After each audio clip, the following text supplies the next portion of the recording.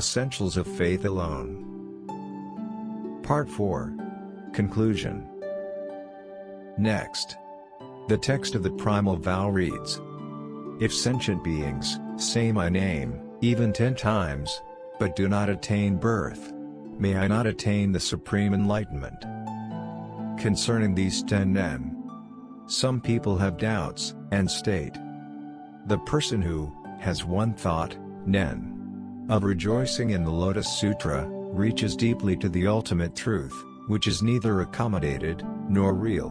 Why are the 10 nen of the vow understood to be utterances of the name? To answer this question, in describing the nature of the people of the lowest grade, in the lowest rank, the Contemplation Sutra states, upon reaching the moment of death, a person guilty of the 5 grave offenses, and the 10 transgressions, and burdened with all kinds of evil, follows, for the first time. The encouragement of a true teacher barely says the name 10 times, and is born at once in the Pure Land. This does not at all mean quiet contemplation, or deep reflection. It is simply saying the name with the lips. The sutra states, if you cannot think, this has the meaning of not thinking deeply. It also states, say the name of the Buddha of immeasurable life. This encourages us simply to say the Buddha name. The sutra states, when you say Namo Amida Butsu, literally, Namo Buddha of immeasurable life, 10 times, because you say the Buddha's name. With each utterance, the evil karma of 8 billion kalpas of birth and death is eliminated.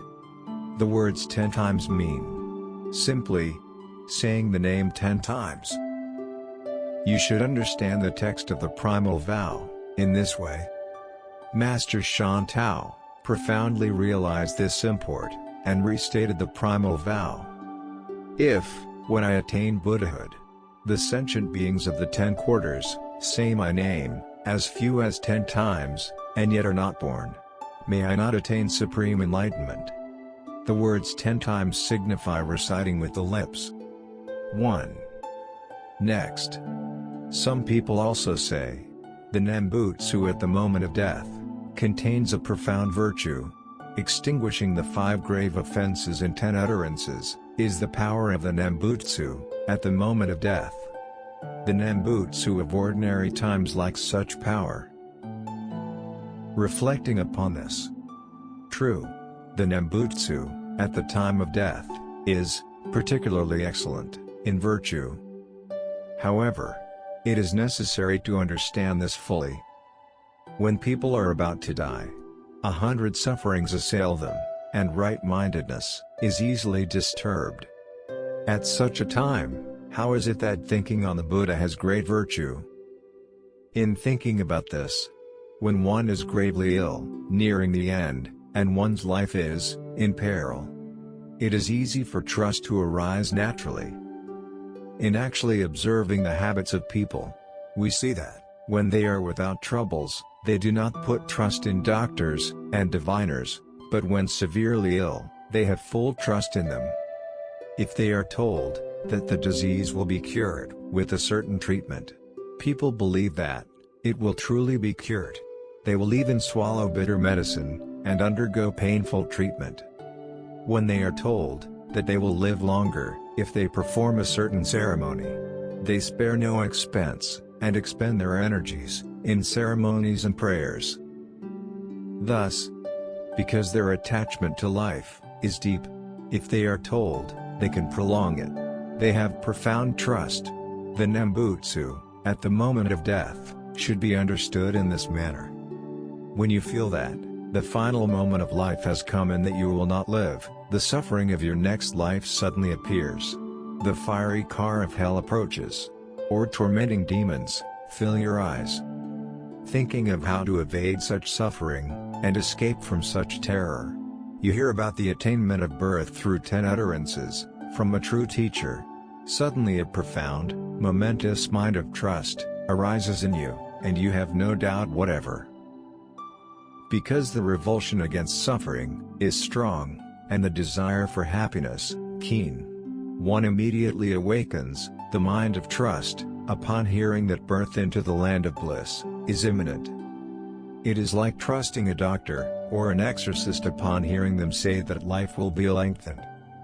If one is of this mind, even though it is not one's last moment, if the mind of trust is established, the virtue of each utterance, in ordinary times, is equal to the Nembutsu, at the moment of death. 2. Next.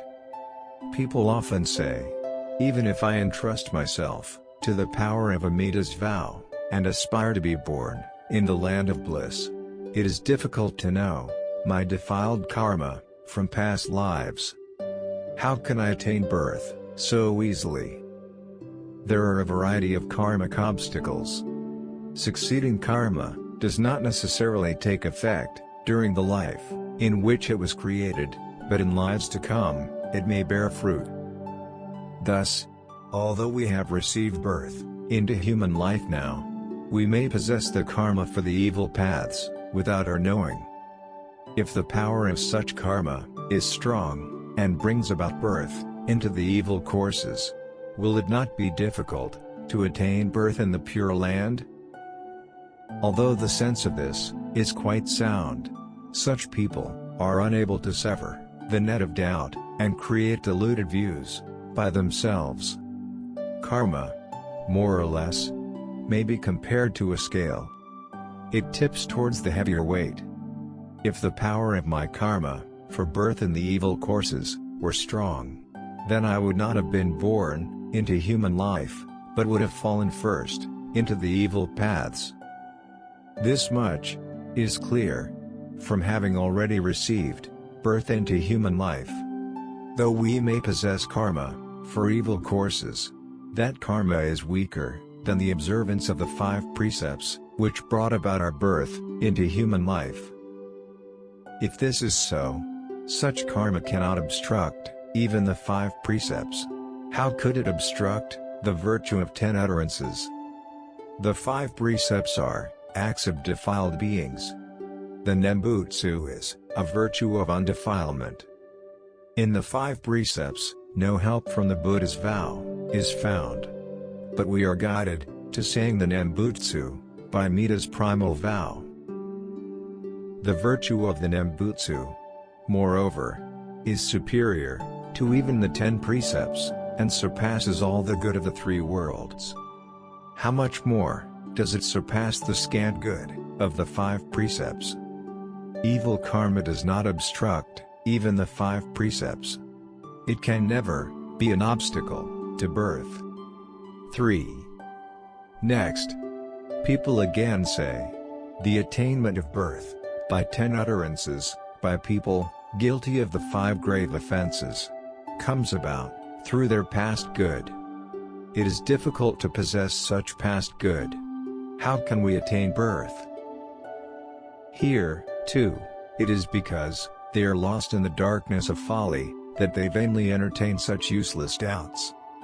The reason is that those full of past good will cultivate good in this life also, and fear doing evil acts. Those scant of past good will prefer evil acts in this life, and not perform good. We clearly know the good and bad of past karma from the way this life is led. We lack a pure heart, however, so we know that our past good is minimal. But though our karmic evil is heavy, we do not commit the 5 grave offenses. And though our good acts are few, we deeply entrust ourselves to the primal vow.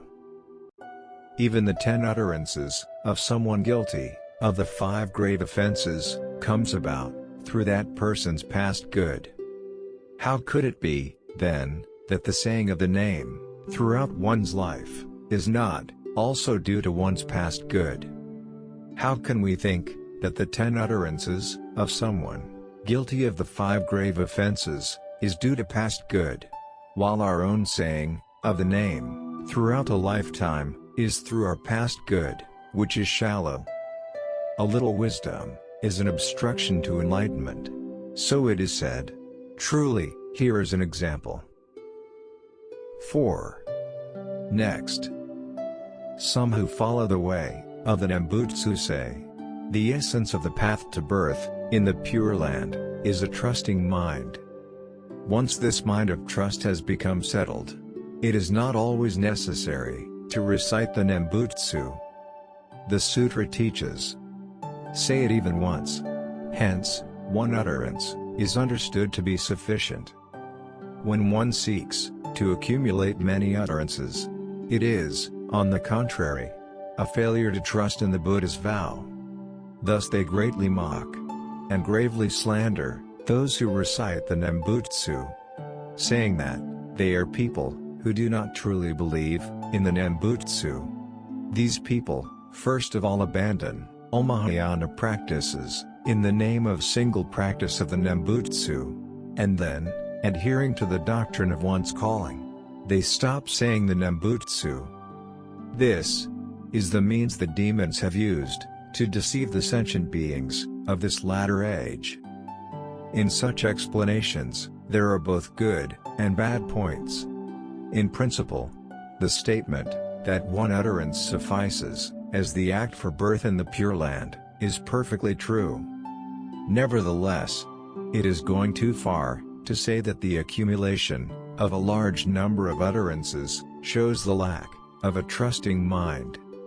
It does show, however, a lack of a trusting mind if one believes that one utterance is insufficient, and birth requires accumulating a great number of utterances. Though one utterance suffices as the act for birth, some may think that it is important to accumulate more and more merit while passing their days and nights, and so, if they say the name, they recite it day and night, and the merit increases more and more, and the cause for birth becomes even more determined. Master Shinran stated that as long as one is alive, one should constantly say the Nembutsu. Are we to say such people lack trust? To dismiss them with ridicule would be wrong. One utterance actually appears in a passage of the Sutra. Not to believe it is not to believe the Buddha's word. Thus, one should believe in the settling of birth with one utterance, and further continue saying the name, without negligence, throughout one's life. This is the true meaning of the teaching. Although there are many important doctrines concerning the Nembutsu, they can be summarized in the preceding way. Some people who read this will surely ridicule it. Nevertheless, both belief and slander will become a cause for each one's birth in the Pure Land. With the pledges of friendship in this life, brief as a dream, to guide us, we tie the bonds for meeting before enlightenment in the coming life. If I am behind, I will be guided by others. If I go first, I will guide others. Becoming true friends through many lives, we bring each other to the practice of the Buddha way. And as true teachers, in each life, we will together sunder all delusion and attachment. Honored Shakyamuni, the teacher. Amida Buddha, compassionate mother. Avalokitesvara, on the left. Masthamaprapta, on the right. We have now concluded our reading of this wonderful teaching on Essentials of Faith alone, from Venerable Seikaku. May all our Dharma friends, who have read along with us, receive a deeper understanding from this marvelous tract, explaining the essentials of faith alone, and entrust themselves fully in Amida Buddha's primal vow of great compassion. We wish that everyone would finally take this easy path of faith and attain birth in the land of peace and ultimate happiness. The Buddha's infinite merits and virtues are bestowed equally on all beings. May all accept Amida's gift of Shinran and obtain birth in his land of peace and bliss.